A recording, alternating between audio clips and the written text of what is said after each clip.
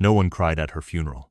No one cared, except for one woman who soon discovered why she was the only one who mattered. The snow hadn't stopped all day. It fell silently on the windows of the small funeral home in Anchorage, like it too was unsure if it should be here. Inside, rows of wooden pews sat mostly empty. At the front, a simple pine casket lay closed, surrounded by wilting carnations. No slideshow, no photographs, no framed memories of a life celebrated. Eleanor Winters, a white woman in her early 70s, rested beneath the polished lid. A woman whose presence in life had been steady, perhaps too unassuming to be remembered loudly in death. She had worked, she had paid her bills, and she had helped raise children who now sat at the very back of the room, glancing at their watches. The eldest leaned over and whispered, "Can we just get to the reading of the will?" His brother gave a half-hearted shrug. She was never really our mom anyway. Only one woman sat alone in the front row. Imani, early 30s, black, eyes heavy with something harder to name than grief. She hadn't seen Eleanor in years, not since the last family fight ended in silence, but when she heard the news, something pulled her back. Imani didn't cry. She didn't need to. Her silence held more weight than anyone's tears. She sat with both hands folded over a worn leather journal, Eleanor's old journal, the one she always carried but never opened in front of anyone. It was the only thing Imani had taken from the cabin, and she hadn't dared look inside.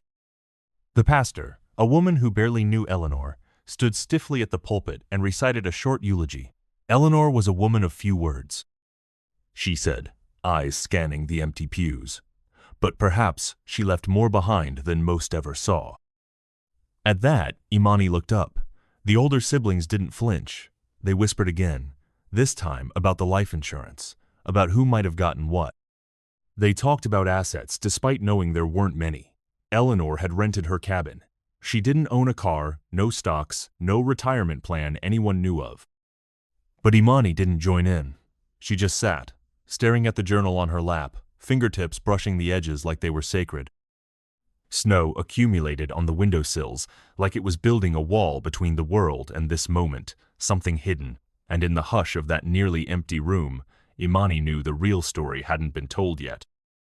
Not even close. After the service, the family filed into a cramped, windowless office above a strip mall law firm. The scent of stale coffee and dust clung to the air, and the flicker of fluorescent lights cast a sterile glow over everything. Imani sat near the door, quiet as ever, while her two older step-siblings made themselves comfortable across the lawyer's desk, leaning back, arms crossed, already acting like inheritors. The attorney, a woman with silver-streaked hair and sharp eyes, sifted through a folder of papers marked with Eleanor's name. "Thank you all for coming," she began. Ms. Winters' final instructions were straightforward. Tension curled into the air like smoke. The eldest, Harrison, broke the silence. "Let's just get to the point. What did she leave behind?" The lawyer adjusted her glasses. "No property." Eleanor was renting. No known vehicle, no stocks, no bonds. Her bank account balance at the time of death was under $1,200. A heavy pause. The siblings exchanged glances. One snorted. "So she died broke." But Imani didn't flinch. Her eyes were locked on the leather journal the attorney had just pulled from the bottom of the stack. A faded post-it was still stuck to the front. One word: remember. The lawyer continued flipping it open. "However, there is one item, a life insurance policy paid in full, monthly premium, 32 years of uninterrupted payments." That changed the room. The air sharpened. "Wait, she had a policy?" Harrison asked, leaning forward. "How much?" The lawyer turned the page. $350,000. The siblings' mouths fell open in unison. All the dismissal, all the cold comments from earlier, suddenly replaced with greed. Imani's fingers curled slightly into her lap. The lawyer pulled out a single sheet of paper from the folder, yellowed slightly at the edges. "The beneficiary designation is handwritten." She cleared her throat. "It's not a child, not a spouse or ex-spouse." The room stilled. "It's one name, just one, Imani Taylor." It hit like a dropped glass in a silent room. The siblings erupted. "What? That can't be right. She barely even talked to her." But Imani didn't say a word. Her breath caught. Her eyes blinked slowly, processing what her heart had already begun to feel the moment she saw the journal. Her hands trembled slightly in her lap, not from the money, but from the realization that Eleanor had kept paying quietly, privately. All those years they hadn't spoken, through the divorce, through the silence, through every forgotten birthday and unreturned call, she'd still chosen her. The lawyer offered a glance toward Imani, curious, perhaps, if she knew. But Imani just stared at the journal, now resting on the desk like it was more than paper, like it was a confession in plain sight. She didn't smile, she didn't gloat. She just sat there in stunned, silent gratitude, realizing the woman she thought had left her behind had never actually let go. The room was still buzzing, the older siblings' voices rising with disbelief and bitterness as the lawyer excused herself, gently closing the door behind her. She wasted it. Harrison hissed, pacing. $350,000 on someone who wasn't even her real kid, his brother, Liam, finished. Exactly. Imani didn't look at them. She didn't have to. Their words echoed off the wood-paneled walls, brittle and sharp, but they couldn't reach the place she'd gone because Imani was remembering. She was 6, the first time Eleanor taught her to braid her hair. Imani's curls were a tangled mess, and her small hands had given up. Eleanor didn't say much, she rarely did, but she sectioned them patiently and showed her the steps. Over, under, then cross, Eleanor said, fingers steady. Then repeat. Imani had nodded wide-eyed. That was the beginning. Eleanor had married Imani's father a year earlier. The older 2 boys had made it clear from day one she'd never be their mother. They clung to photos of their biological mother like protest signs, eyeing Eleanor like a trespasser in their home. But Imani saw something else, a woman who learned to cook Jamaican dishes from worn cookbooks, who sewed name tags into school uniforms and wrote little notes on lunch bags, who stood silently in the snow outside ballet practice, always 5 minutes early. Eleanor never demanded love, she simply showed it again and again until loyalty grew like moss around the silence. And then, years later, it all fell apart. The divorce came quick and quiet. Imani was 16. She remembered the way her father stopped talking to Eleanor, the way the photos came down overnight, how her brothers erased Eleanor's name from their vocabulary like it was a stain. Imani never got the full story. She just knew one day Eleanor was gone, but not completely. Every birthday, the same thing happened. A postcard. The handwriting was always the same, neat, precise. Dear Imani, I hope you're finding your way. Just wanted to say I'm proud of you. My address is on the back if you ever want to write. No pressure. She never pressured, never begged, but she never missed a single year. Back in the present, Imani sat quietly while her siblings spiraled into arguments about fairness and legality. You know she was just trying to get attention, right? Harrison muttered. This was her way of punishing us. She barely spoke to any of us for 15 years, Liam snapped. But somehow she remembered to sign insurance papers. Imani reached into her jacket pocket and pulled out her phone. She'd saved the last postcard, received 3 years before Eleanor passed. She pulled it out and laid it on the table. I know I'm not your mother by blood. I know that. But I'll always be here for you as long as I'm breathing. That's a promise. The words sat in the quiet room, gentle and unshaken. Harrison froze mid-sentence. Liam looked away. Imani didn't speak. She didn't have to. Some debts aren't measured in blood. Some promises are worth every penny of a life savings, even if the world doesn't understand why. The cabin was small, just a 1-bedroom tucked at the edge of a frozen lake that still cracked every time the temperature dropped below 0. The key Eleanor had left with the lawyer turned stiffly in the lock, as if the door itself wasn't ready to be opened again. Imani stepped inside alone. The air was stale, tinged with dust and pine. A dented kettle sat cold on the wood stove. Faded curtains let in a stripe of pale winter light that cut across the wooden floor like a memory. It didn't take long to realize Eleanor had lived quietly, minimally. 1 pair of worn boots by a stack of paperback novels on the nightstand, a sewing basket that looked recently used. Imani moved slowly, her hands respectful, touching, not rummaging. She opened drawers, checked cabinets.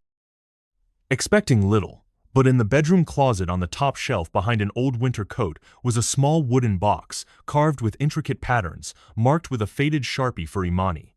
Her breath caught. She sat down on the edge of the bed, pulled the box into her lap, and opened the lid. Inside was a stack of memories, carefully preserved. Her third-grade report card with "Excellent" in mathematics, circled in blue, a program from her high school dance recital, where her name was listed second from the top, a tiny worn ballet slipper from when she was 10, the ribbon still tied in a perfect bow, receipts for college application fees, dance competition entries, even summer camp deposits, each marked paid in full, and letters, dozens of them, all addressed to Imani Taylor, none ever sent. Some long, some just a line or two. Saw your graduation announcement in the paper. I was there in the back row, even if you didn't see me. I miss your laugh, child. Just wanted you to know. Imani felt the heat rise in her chest, grief and love pulling in opposite directions like a rope tight between two trees. At the bottom of the box, folded with care, was the original life insurance policy. The date at the top was exactly 6 months after the divorce was finalized. She'd started paying when the marriage ended. She hadn't stopped, even when they stopped talking, even when Imani thought she'd been forgotten. Pinned to the inside of the box lid was a yellowed photograph, Eleanor and Imani at a lake, both smiling. On the back, written in fading ink, "If anything happens, at least she'll know I was always thinking of her." Imani stared at the photo, her fingers trembling as she held it.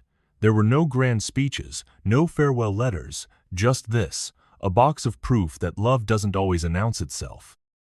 Sometimes it waits quietly in the back of closets, hoping to be found, and now, finally, it had been. The atmosphere inside the lawyer's office was different this time, charged, heavier. The earlier awkward civility had hardened into something colder, more brittle. Snow fell silently outside the windows like an impatient reminder that some storms didn't wait outside. Imani sat near the window, posture calm, though her hands were folded tightly in her lap. Across from her, Harrison and Liam, her older step-siblings, sat stiffly, eyes locked on the folder the lawyer was about to open. The lawyer, a woman in her late 60s with silver hair and a deliberate way of speaking, adjusted her papers and cleared her throat. Miss Eleanor Winters held a life insurance policy valued at $350,000.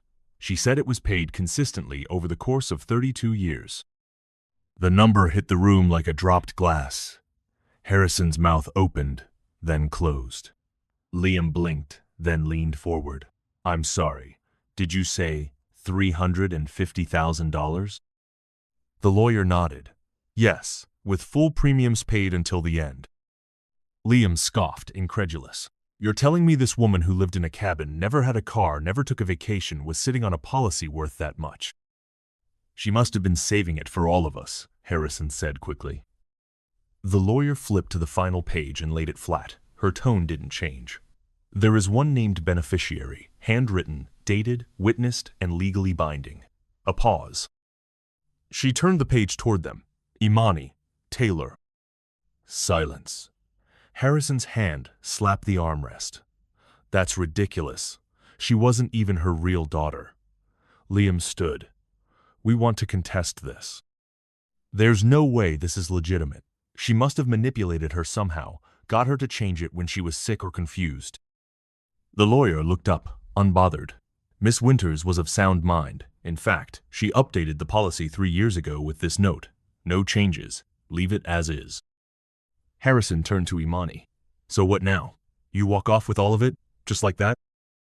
Imani didn't flinch. Instead, she reached into her coat pocket, pulled out the photograph from the box, and gently laid it on the polished oak table between them. She turned it over so they could see the handwriting on the back. "If anything happens, at least she'll know I was always thinking of her." Neither sibling said a word. Imani spoke softly, but the weight behind her voice settled like stone. "She didn't owe me anything," she said, "but she gave anyway. Not for thanks, not for applause, just because that's who she was." The lawyer nodded once, her eyes thoughtful. "For what it's worth, Miss Winters never missed a premium, not once. Even when she was behind on rent, she always paid this first." Harrison's eyes fell to the photo. Liam looked away. There was no victory in Imani's posture, no smugness, no gloating, only quiet clarity. Some inherit wealth. Others inherit proof of love. She got both, but the second meant more.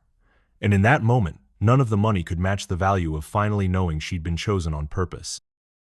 Imani didn't buy a new car. She didn't upgrade her apartment. No designer clothes, no exotic trips. In fact, from the outside, very little about her life seemed to change.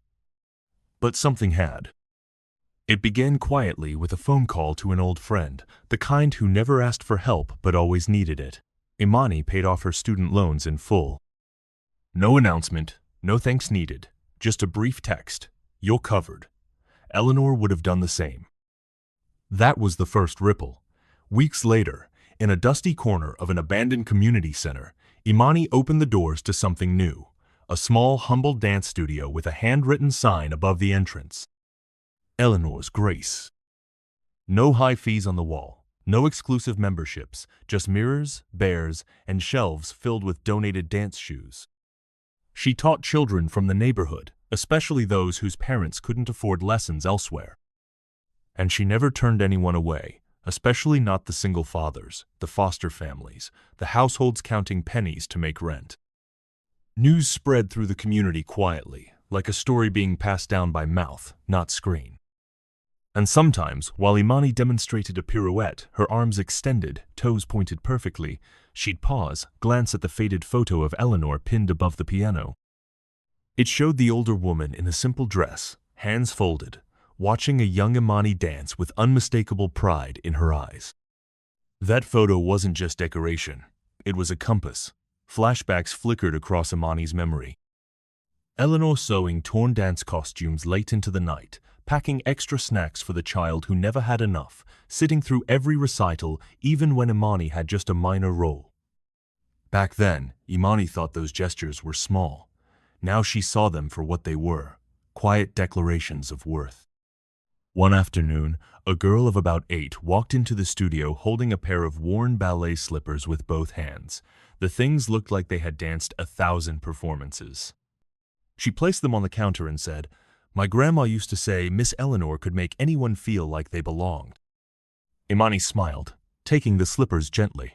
"Is that right?" The girl nodded, eyes wide. "Yeah," she said. "Sometimes Miss Eleanor could even make people believe in themselves when nobody else did." Imani blinked hard. That one hit different. She nodded slowly and got to work because maybe teaching dance wasn't just about steps and music. Maybe it was about holding something fragile and choosing to nurture it. Maybe it was about remembering that love, the real kind, shows up in the details, quiet, steady, and unshakably present like Eleanor. Months had passed. The seasons had shifted. Winter was fading into something softer, something like hope. The studio was quiet that morning. A low hum of a heater filled the room as Imani organized sheet music, the kind of task Eleanor would have done without complaint. A knock at the door broke the silence. It was the courier, holding a slim envelope yellowed at the edges and marked with an unfamiliar return address. It had been forwarded through the lawyer.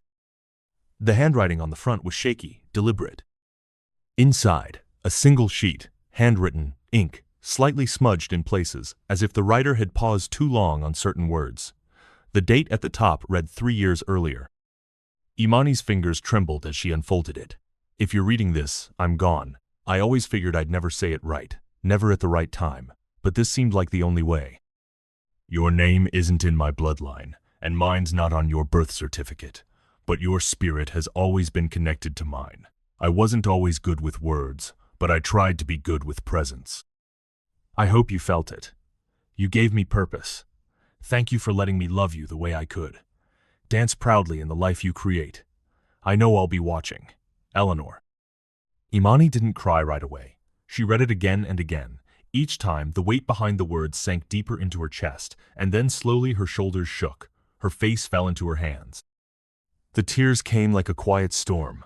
Not just grief, recognition, healing, closure. Later that evening, as the sun dipped low behind the snow-covered mountains, Imani took the letter and gently placed it in a wooden frame.